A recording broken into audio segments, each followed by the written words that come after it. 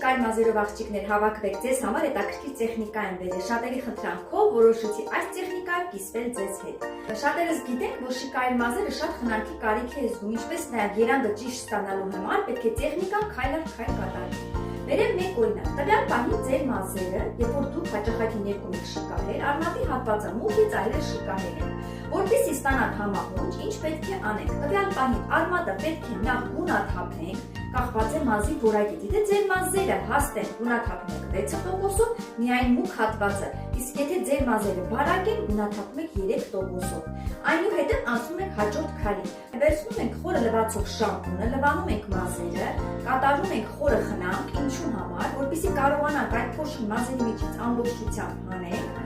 եւ ներկելու ընթացքում երանգը ստանանք շատ գեղեցիկ, քանի որ փոշին, երբ որ դուք չեք անում ձեր մազերի միջից, թույլ չի տալիս երանգը երկար պահպանվի, դրանից հետո 1 ամիս հետո ձեր մազերը եւ չորանում են եւ երանգը 1 լվանալուց հետո ամբողջությամբ թափվում է։ Դրա համար շատ կարեւոր է, որ տվյալ պահին դուք այդ խորը լվացող շամպունով անմիջապես լվանաք։ Գունաթափելուց հետո մենք ստանում ենք այսպիսի դեղին երանգ։ Յուղերի միջոցով մազերը ներսումներ ենք կատարում, որպեսզի կարողանանք մազը ամբողջությամբ վերականգնենք, քանի որ տվյալ պահին արդեն մազի վրայի շերտը բացվել է եւ շատ նուրբ է մազը եւ կարող է վնասվել։ Դրա համար շատ կարեւոր է յուղերը եւս օգտագործել տվյալ պահին։ Քայլը թաց մազերի վրա լվացարանում վերցնում եք 9.02 եւ 3% վերեկից, քանի որ մենք գիտենք 9 դա շիկահերն է, 0-ն դա մի քանի գույների խառնուրդն է, իսկ 2-ը դա ֆիալետովին է, որ թույլ է տալիս տվյալ պահին դեղին երանգը մազերի միջից ամբողջությամբ դուրս գա։